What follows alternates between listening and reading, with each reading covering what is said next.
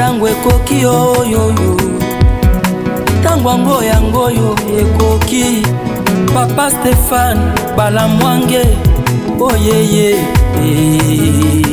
Mbote na bino bisika nyonso bozali kolanda biso na chaîne na biso oyo ya YouTube obino so bolingaka tango ekoki RDC.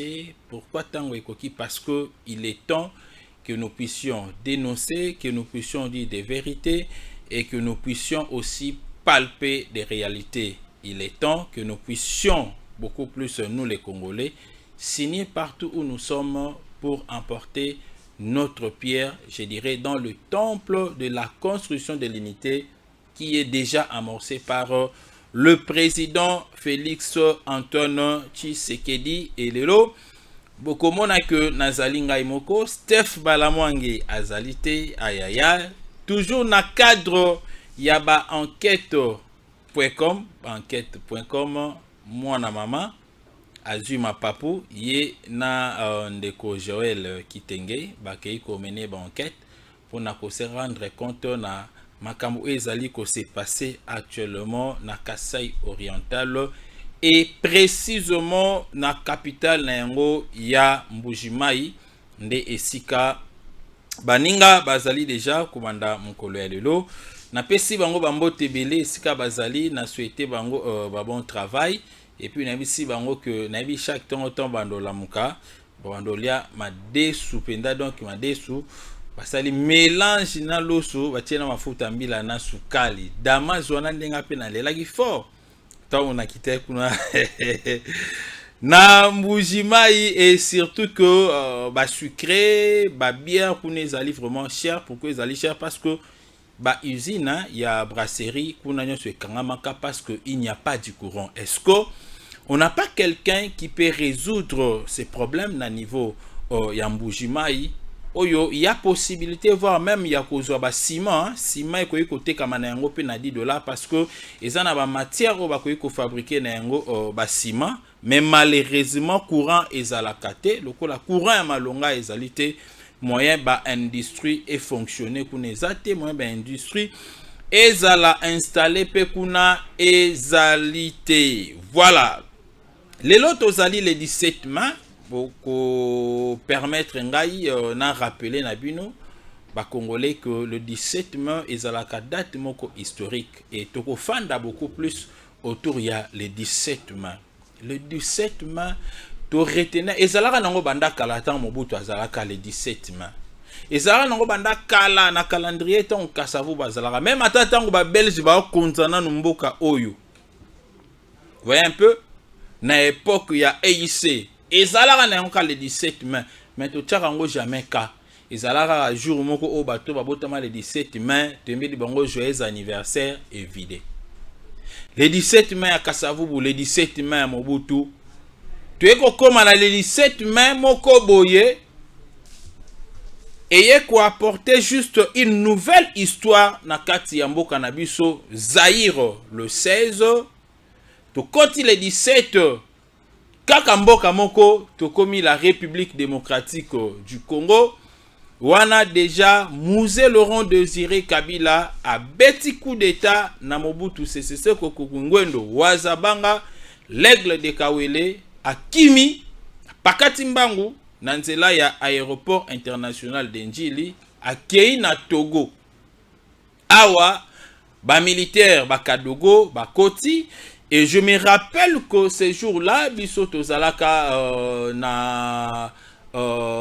na face ya prison na iti bumbu plutôt na iti bumbu hein na iti bumbu iti masina ezali juste ba école technique.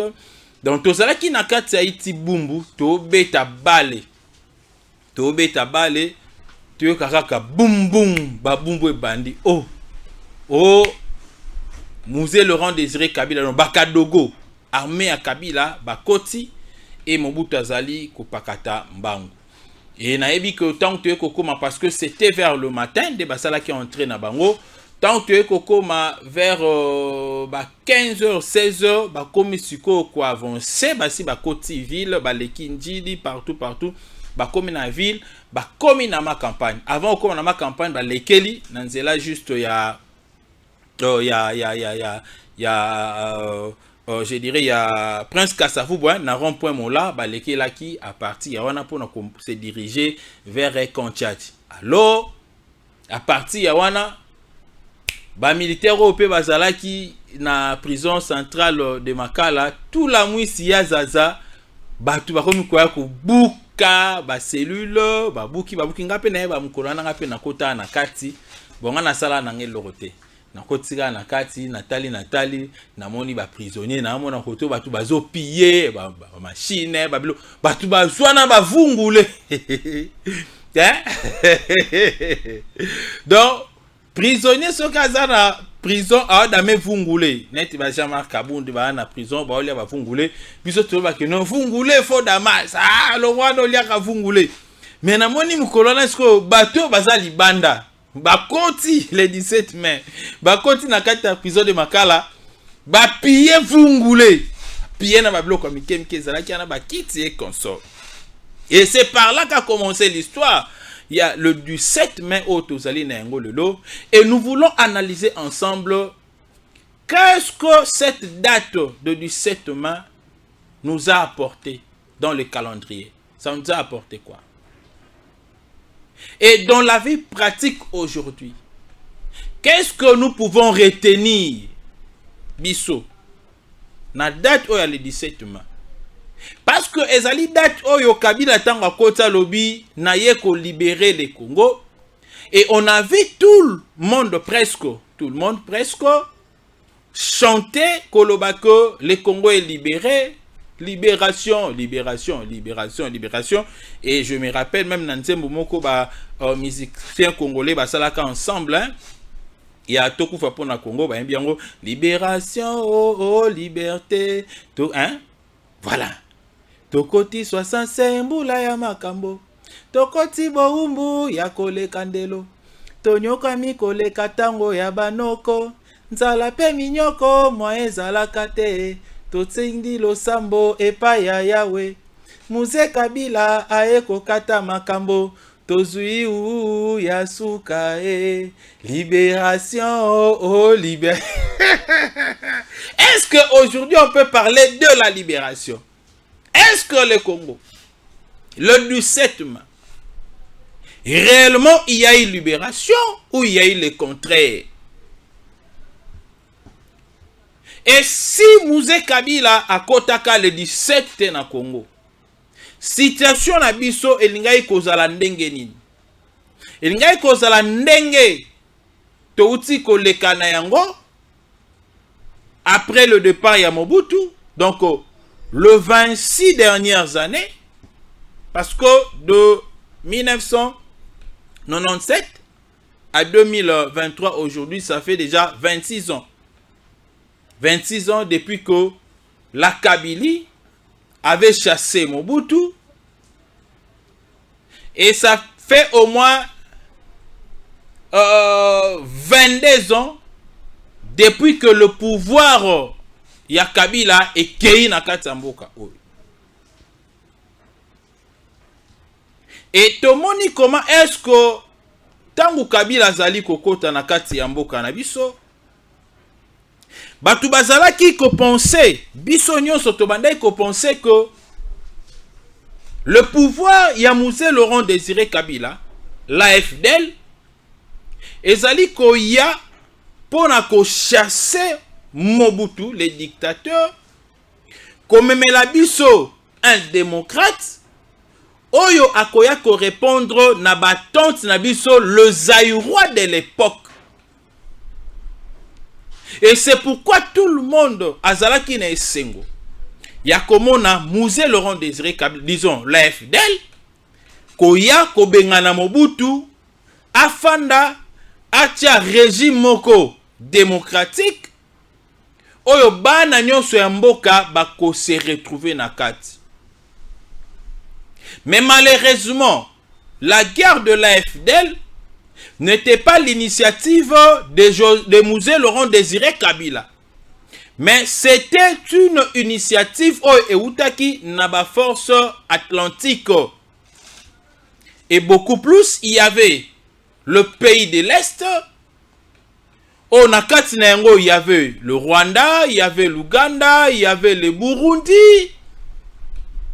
Il y avait aussi la Tanzanie, masqué Nakati. Et Batunyon Sonande Basala qui bloque, appuyé par les Occidentaux.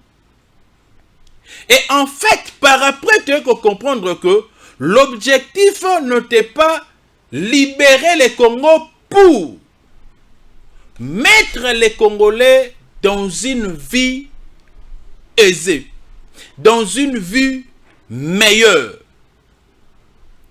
Mais l'objectif était de chasser Mobutu pour réaliser penser oyo bango bazalaki na yango ya prendre le Congo en otage. Et yango tangu bokotanga accord ya Emera, bokomona ba accord oyo ezalaki signé na kati. Ezalaki ko pesa nzela te na RDC. Yemoko azwa gestion ya mboka na ye. Ça faisait appel ya implication ya ba pays oyo bakotaki na kati ya kombo ya AFDL pona koya ko bengana Mobutu. Et tous ces gens-là devraient bénéficier na auto bengaka butin de guerre.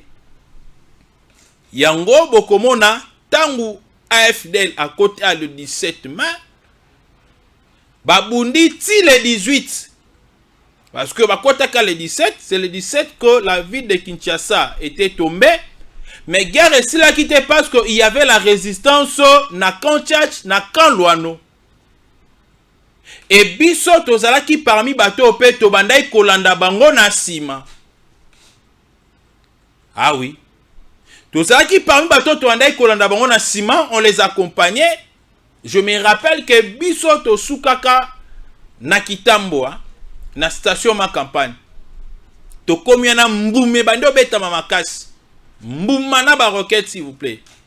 Parce que ba DSPO bazalaki na Kanchach ba seda quitté. Et nettoyer ko ça la réplique. Bitumbe bundami butu anati na tongo maîtriser ko ça la et na butu anande oyo Kongolo Sadama katisaka nde oyo batikala kape koboma mayele. Alors et là qu'on a lingi le lot vraiment retenu parce que c'est une date, aujourd'hui c'est une journée fériée. Et heureusement, le gouvernement actuel Batali va comprendre que le 17 mai n'a pas libéré les Congolais. Et tu es comme Misayango, journée, il y a soldats inconnus. Ah oui, journée à soldats inconnus. Donc comme il faut célébrer Siko. Donc le 17 mai à l'élo. Et ça la sur le 17 mai à libération, parce que nous nous sommes rendus compte que le Congo n'a pas été libéré. Au contraire, c'était le début de l'infiltration de la République démocratique du Congo. C'était le début, il y a prise, je dirais, en esclavagisme, il y a bas Congolais. Cette fois-ci, ce n'est pas par le Belge, mais cette fois-ci, par le Rwandais, par les Ougandais, par les Burundais, par la Tanzanie, par Batunyon so oyo bazalaki ko composer force ya AFDL. Et mutu azalaki leader na bango ezalaki Paul Kagame. Nde azwaki leadership. Yenda tchaki ba moyen ebele koleka. Parce que yende asi a infiltraka bato belé na kati ya mboka na biso. Et yenda azalaka na complicité avec les Américains. Il y a famille Bill Clinton de l'époque. Pour na koluka comment est-ce que bakoyi kozwa ba minéré na biso? Comment est-ce que bakoyi ko contrôler espace na biso ya est? Et babandai ko yebisa bango na ba Rwandais que nous allons vous aider jusqu'à ce que vous allez kozwa ba mboka wana Nord Kivu na Sud Kivu et kokoma ya bino.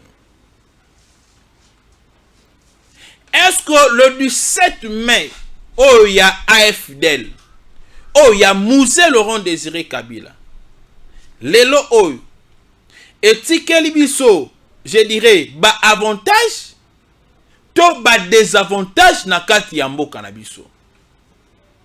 Et moi j'aimerais vous dire que il n'y a eu aucun avantage de la part ya entré à AFDL na Congo le 17 mai. Parce que biso tolobaki ko Musée aya kobenga na Kabila pour na dictature ici là.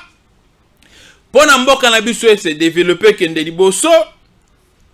Pour la démocratie et fanda lisusu malamu et pour na to demeurer na indépendance totale. Mais malheureusement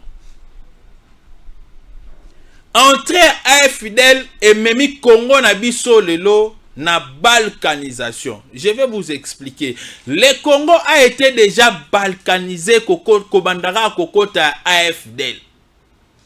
Le Congo a été balkanisé. Le premier élément de la balkanisation na Congo, c'est lorsque le régime de Kabila a tout fait pour étouffer l'esprit de l'unité. O ezalaki ko vivre na kati ya ba Congolais. À l'époque de Mobutu, il n'y avait pas le tribalisme. À l'époque de Kasavubu, il n'y avait pas le tribalisme. Pono linga mwasi à l'époque, obandai kotouna na no ekolo na yote. Pono linga mobali à l'époque, obandai kotouna na no ekolo na yote. Et ça l'air à combo na nani ofandara wapi esili vous évoluez na bolingo. Et bandai kotala te o azat tribu torobala ete niet.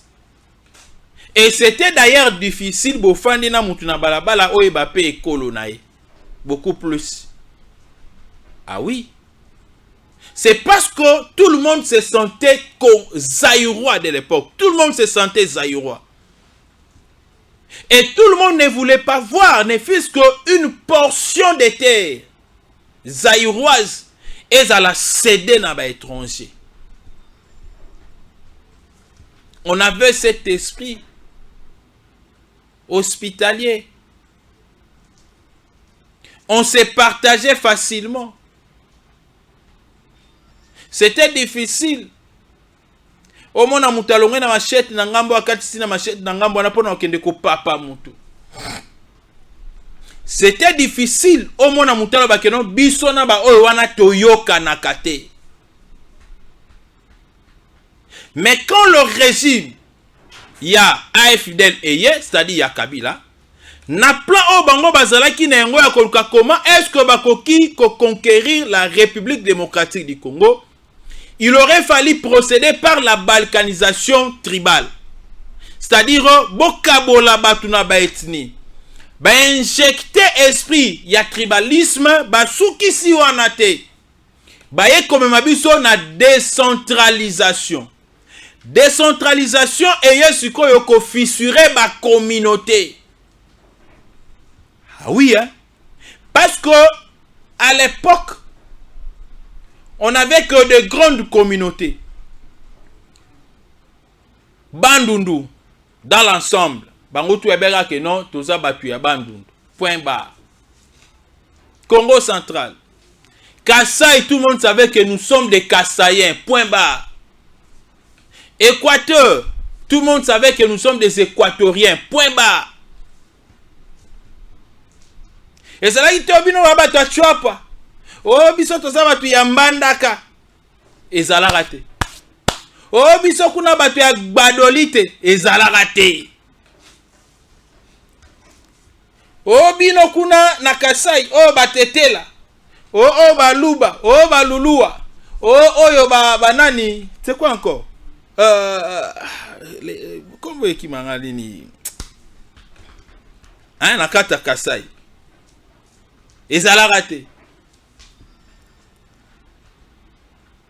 Ezala raté na katango yo kote omoni bisonde to abo ya biso to aba to lwalaba bino batu ya Lubumbashi o bino ya Kasumbalesa rien.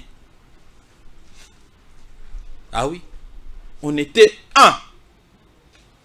Mais le kola ba yaki na ba projet na bango batu ya le 17 mai. Ba koti ba ndisiko ko faire asseoir idéologie na bango. Et na imprudence ya Musée Laurent Désiré Kabila parce que il n'avait pas voulu associer le fils du pays. Tango ya loko les eloko ba koti sake na kati ya COP. Ba bandi COP na bango ba benge yaka yo bima liboso na zala mutu a train ba koti na COP. Parce que dans la dernière minute alinga sa neti ala takazaka ya ba congolais ba baré. Bazoué la biso Joseph Kabila de nini par Baché. Non, je vous dis non. Joseph Kabila Baché la biso ndeye. C'est l'AFDL qui nous a imposé Joseph Kabila. Est-ce que Joseph Kabila tango komaka président wana boye bisangai Assemblée nationale na assemblée plutôt na Sénat bafandaka dans le parlement. Bafandaka babi bon ça va comme le président de la République venait d'être assassiné. Nous nous suggérons parce que c'est la deuxième institution de la République. To suggérer Mutu Oyo à ko remplacer, soit c'est le président du Sénat,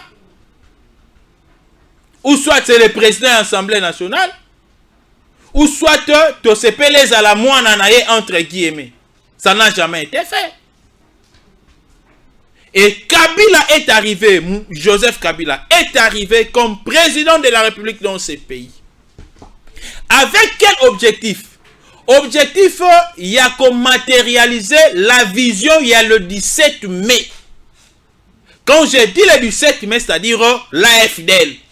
Bah, Kotaki na Congo, pas pour libérer le Congo, mais maintenant pour déstabiliser le Congo, pour récupérer le Congo. Oh, bah, on est à l'époque qui a Mobutu.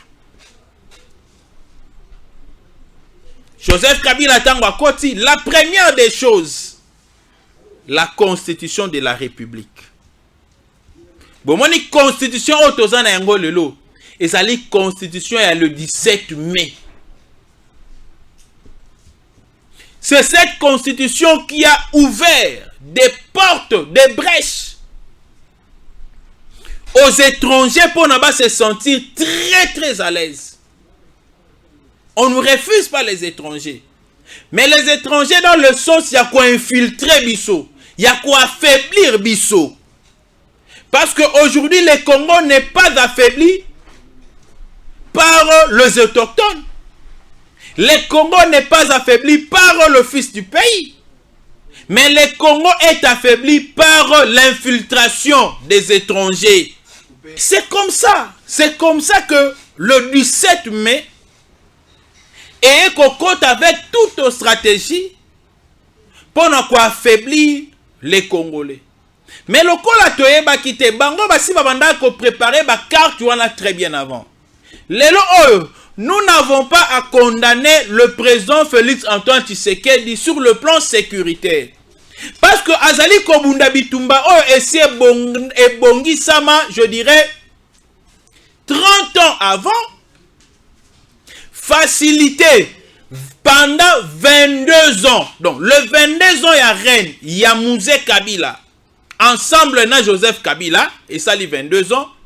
Et permettra na ba Rwandais ko infiltrer jusqu'à la moelle épinière. C'est à l'époque de Joseph Kabila que tous les postes stratégiques de la République démocratique du Congo ont été occupés par des Rwandais. Et pas n'importe lequel. Ba Fandi, Vision na bango, ba récupérer partie na biso ya Est. Et ba bandi na carte, selon ba accord au bango ba signaka, ba banda ko éliminer à petit feu. Tout ça c'est l'œuvre de 17 mai. Date otoza nango lelo. Oyo AFDL a kotaka na Congo. Oyo par ignorance to betelaka maboko. Ndenge moko pe lelo par ignorance batu mususu bazoko banako betelaka ba infiltrer wana maboko. Sans le savoir que leur objectif c'est de récupérer la République démocratique du Congo d'une manière ou d'une autre. Et ne pensez pas que bako récupérer Congo en général. Non, ils vont balkaniser le Congo intelligemment. Il y a un avis que le Congo a été déjà balkanisé par l'esprit. On a commencé par nous diviser. Moussala Oyo, Joseph Kabila, Ayelaki. On a commencé par balkaniser le Congo sous forme de décentralisation. La décentralisation a amené un autre vent où sali ke batu mususu. Ba komi komimona lisusu te ke bada ko appartenir na ancienne province là, ba komi komona ka province na bango wana. Et ba komi ko ke makambu ya ancienne province wana etali bango lisusu te. Aujourd'hui les gens de Mai-Ndombe ba loba ke non, makambu ezole kana kwangu etali biso te. Or, à l'époque, quand ça bardait à Mai-Ndombe, c'est le kwangu, c'est le kwilu. Ndebandai côté wabi que non, c'est chez nous à Bandundu. Mais aujourd'hui, quand ça barde à Mai-Ndombe, na kwangu etali bangote. Quand ça barde à kwangu au kwangu plutôt na kwilu etali bangote. Or en réalité, c'est la même province. C'est le même peuple. Mais qui a subi une balkanisation intelligente. Oye Wuteluapi, na le 17 mai.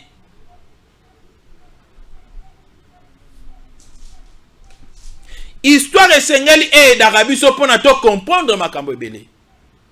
Et si nous ne voulons pas nous intéresser à l'histoire, tokozala na héritage ya malonga ya kopesa na bana na biso te. Et vous savez ce qu'a dit Paul Kagame. Kagame alobini na Bénin. Abikeno mabele wana eza ya biso. Il a voulu falsifier l'histoire. Et avant que Kagame ne dise cela, Emmanuel Macron, tout en étant en conférence de presse avec le chef de l'État. Naba question bazala ko se pose entre les deux. Il y a une question. Oui, revenez que pas nangai. Et revenir na mutu nanga. Tangu Macron zoyebisana le président Félix Tshisekedi. Je peux vous aider. Nous pouvons vous aider à réécrire l'histoire de la République démocratique du Congo. Vous imaginez? C'était une moquerie. Donc cela veut dire que les Congolais ne maîtrisent pas leur histoire.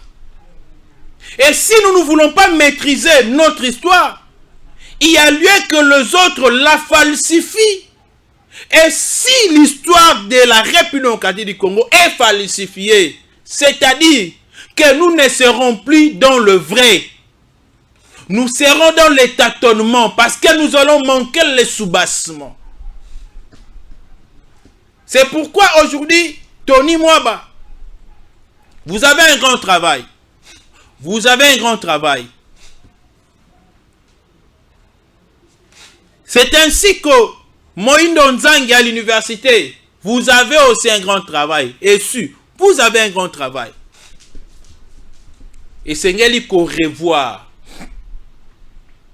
le matière à donner aux élèves, aux apprenants d'une manière générale. Et à la primaire, secondaire et à l'université. Nous devons maîtriser. Vous devez parler avec les enseignants. Parler avec les inspecteurs. Ah oui. Parce qu'on ne peut pas aller comme ça sans histoire. Et esprit, on a la balkanisation. Comment est-ce qu'on fait ça que Batuna va s'intéresser à l'ancienne configuration exacte. Nde bandi ko beta babor na bango. Babandi ko beta. Babandi ko beta. Bandi ko beta. Ba créer le biso RCD. RCD pas batinde biso ba roubé roi et consort ba ye. Ba continue na kati ya gouvernement. Lokola vice-président de la République. Bandeko. Toti kanon Masekiko. Un roubé roi qui est très bien connu comme un vrai Rwandais. Non, c'est logique. Mais bon, on a qui bangote le chef de l'État en bas qui bango attends ba makele le moko bimaki dernièrement. Ce chef de l'État en bas qui bangote. Les deux communautés rwandaises, koto ba Tutsi, koto ba Hutu. En bas qui bangote. Non, c'est logique. Roubaix est devenu président, vice-président de la République. Chargé à Nini, chargé à défense et sécurité. Il a gagné déjà le pari. Il a maîtrisé le fonctionnement de notre armée. Il a injecté ses milices dans l'armée. Le loba fandi. Donc il y en a le 17 mai, l'infiltration. Paris gagné pour le 17 mai. L'objectif, il y a le 17 mai, ce n'était pas pour libérer le Congo, mais c'était pour déstabiliser le Congo et les prendre en otage. Et c'est grâce à Félix Tshisekedi qu'aujourd'hui nous sommes rendus compte que le Congo était déjà parti. Le Congo ne nous appartenait plus. Le Congo était devenu un bien privé de l'AFDL. Élargi avec d'autres pays, amis, qui nous environnent, le 9 pays voisins. Kabila a donné la facilité à chaque pays. À côté de Congo, à Zubor, à Tien, à Poche, à Kei. Ils ont dit, ok, Malabanzala. Bambo, on a vu ces outa, et qui nous foutent en Tanzanie, et qui nous tongent en Tanzanie. Ils ont l'ongwa, ils ont qui na Kenya. Ils ont l'ongwa, ils ont qui na Rwanda, et qui na Uganda. Bambo, on a vu ça. Nous sommes qui na Zambie.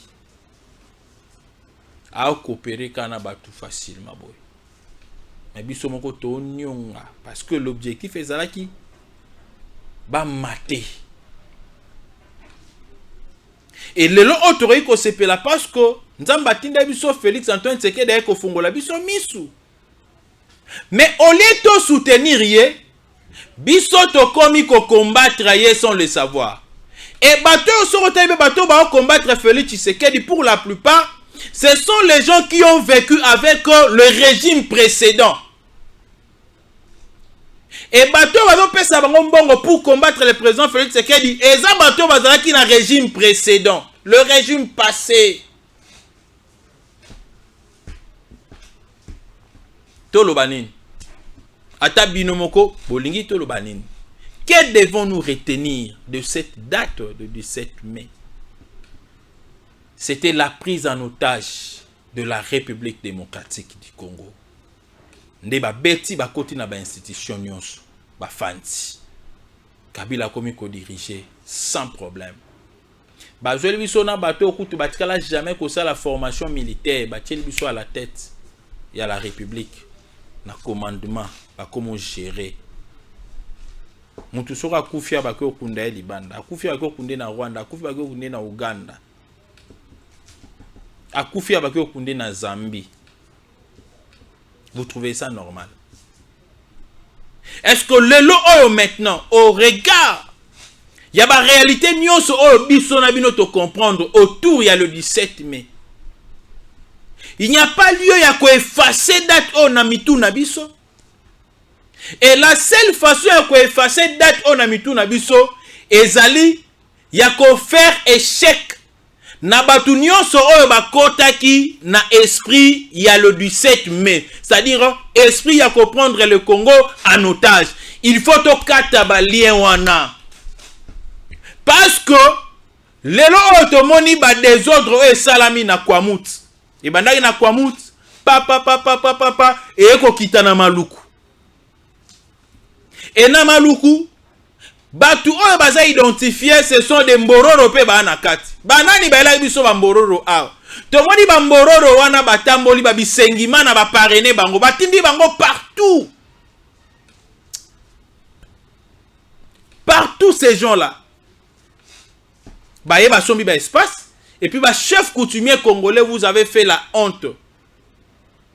Vous avez fait la honte à la population.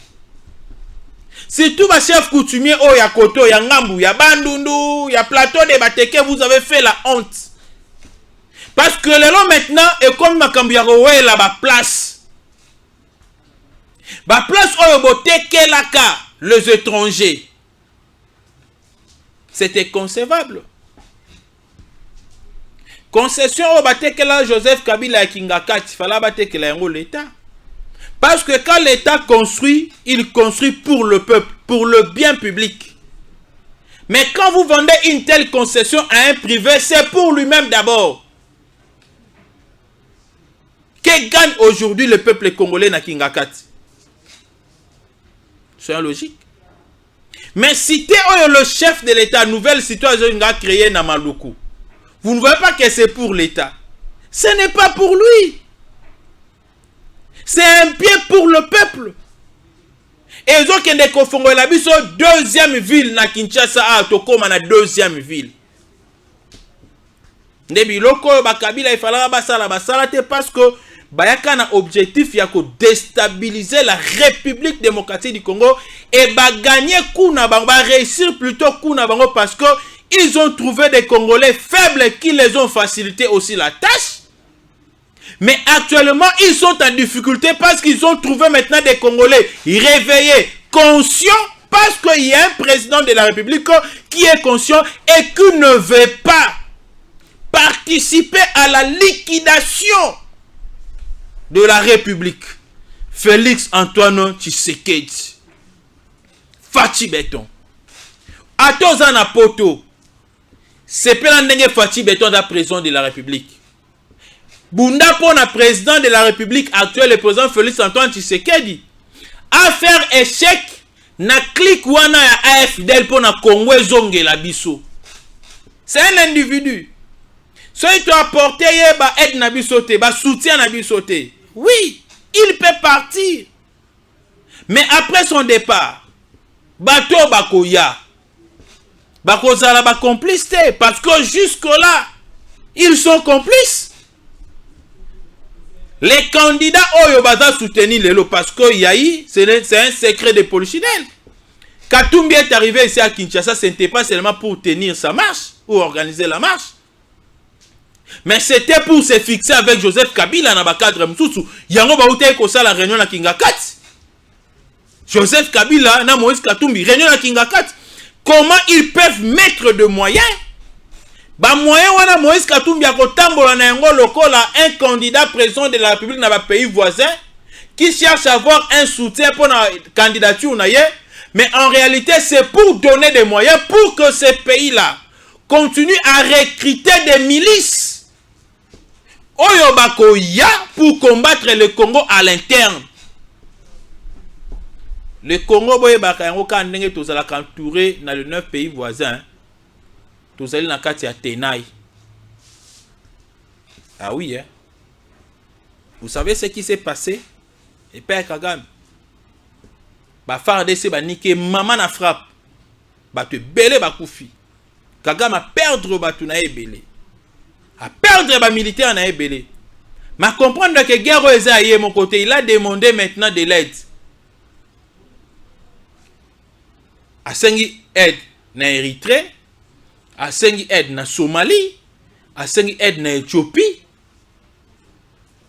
Et selon les informations en notre possession, 5000 hommes seraient déjà recrutés. 5000 hommes. Pourquoi? Parce qu'à comprendre que le Congo monte en puissance, en effectif et en armement. Alors, il y a le Kolazaki qui n'avance.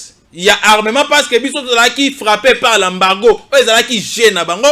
Kabila tikala jamais ko bundana pona balongola embargo, abundana te. Au contraire, embargo banda ko profiter na Kabila. Et quand le président Félix Tshisekedi, le fils du pays, est arrivé, il a tout fait. Balongo l'embargo, balongo les résume la notification. Nous achetons maintenant des armes qui sont incontrôlées par nos ennemis. Ah oui, hein? Kabila bundite pour na balongo l'embargo. Cop na bango, Congo est à la faible. Ben infiltré armé. Et batunyo so bomo na ba okima lelo wana. Eza bato ba utaka na Ruberwa. Bato ba utaka na Kunda Batware. Bato ba utaki na 1-23 na 2013. Bango wana. Bateau Joseph Abrassa, bateau à Senga. Mais c'est Joseph qui avait demandé Bosco Tangana, non? À partir à Rwanda, à Yabo. Tolobani. Et tous ces gens-là qui ont tué les Congolais. L'objectif est d'exterminer les Congolais à petit feu. Bazako exterminer, bazali remplacer bango par des faux Congolais. Et aujourd'hui, Tozo Yebisa, na ministre des Affaires étrangères. ministre des droits humains, service na biso ya 2 jambes, na service ya identification au NIP. Bon fongola misu parce que le Rwanda commence à faire pression pour que les réfugiés congolais au Bazakuna Bazonga. Qu'est-ce qui va identifier réellement que non, ces réfugiés-là sont des Congolais parce que Bamususu Babotamela Wate. Babimaka Bazalaka enregistré. Maintenant, ils vont rentrer au pays. Nakolela que non, ce sont des Congolais. Ils vont rentrer avec des anciennes cartes de lecteurs. Or, anciennes cartes de lecteurs wana bango tout bazalaka na yango. Mususu kutu ba imprimaka yango tilelo. Nous avons des services qui nous informent aux États-Unis que chaque année il y a des soi-disant Congolais. Or en réalité ils ne sont pas des Congolais, des Tutsis Rwandais. Oyo bakendaka na États-Unis d'Amérique kotanga au nom ya ba Congolais avec des passeports congolais.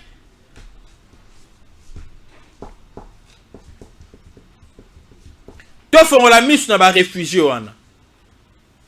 Et nga na osengako, na osenga na gouvernement, na ministre de l'Intérieur, travail à identification. Il y a des soi-disant réfugiés congolais wana au bazan na Rwanda. Et ça l'a très bien avant. Donc, et ça l'a atteint 3 mois avant bango bazonga na kati ya Congo. Comme ça, on les identifie tous. On identifie leur famille. On procède à des vérifications approfondies. On se rassure. Hein? On se rassure réellement que oh bazoya na ba Congolais. Oh wana zoya. Papa na ekingani, maman na ekingani, bakoko na ekingani, bafanda na telle commune. On vérifie. Ah oui. Et tant bazoya. Oboti mwana za Rwandais. Bon, yo Congolais okendaki yo mo zonga na koto. Mwana oboti wana atikala kuna epa ya papa na ete epa ya mama na yaza kuna atikala nanu. Yo yaka nanu.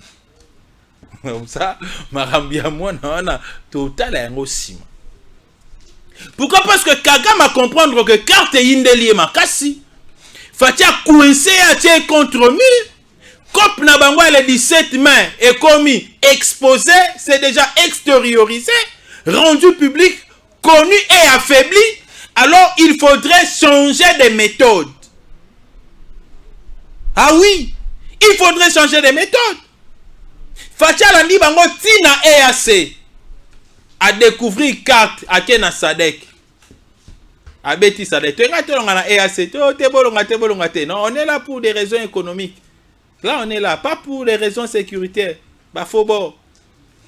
Et le président de la République s'est étonné comment est-ce que le général, toi analysez d'abord à propos du général Wana, oh il y a le général kenyan Wana, le général kenyan.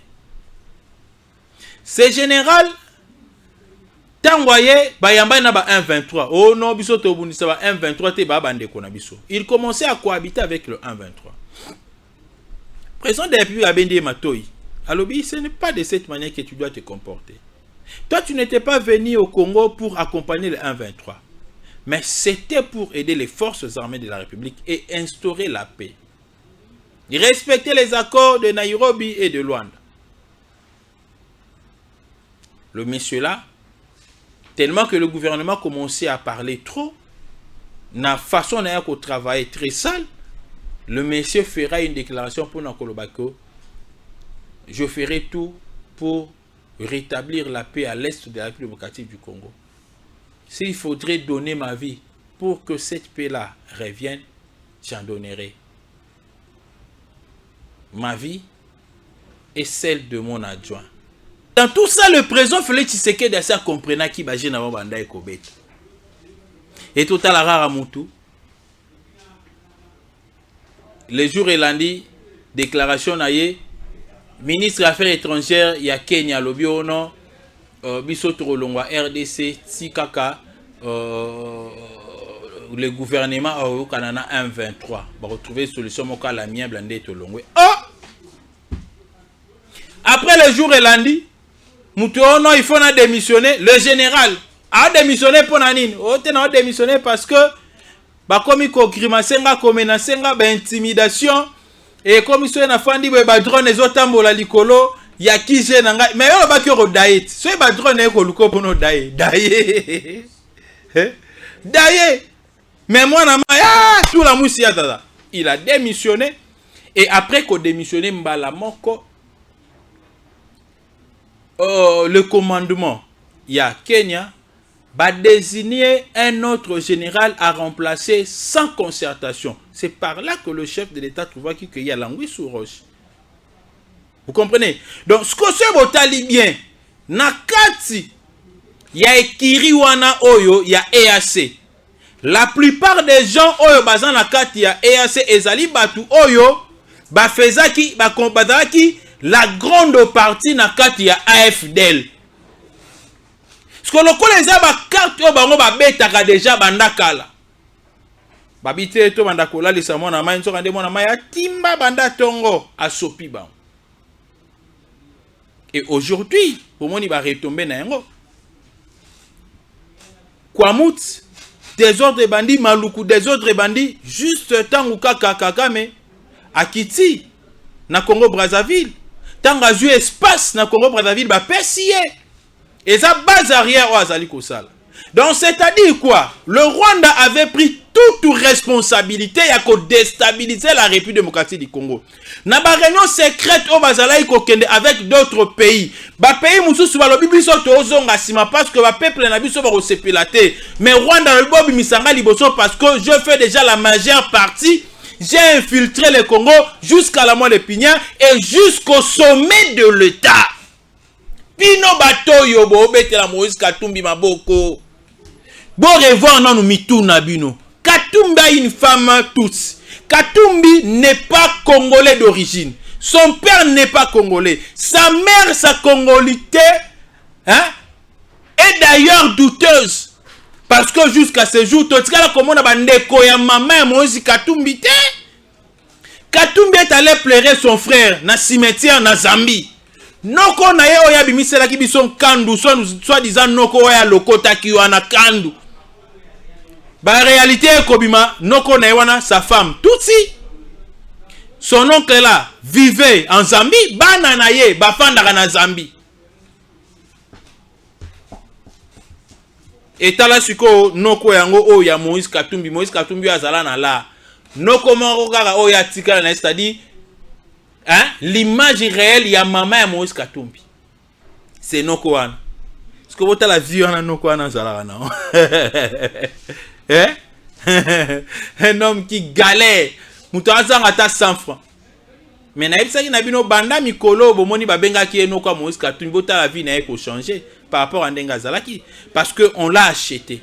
Il y a certains Katangais qui sont faibles d'esprit. Oh bandi makana bango buzoba facilement, mais il y a de ces Katangais là qui n'acceptent pas des bêtises. Félicitations à ces Katangais qui n'acceptent pas des bêtises. La loi, il y a des pères et des mères doit s'imposer na Congo.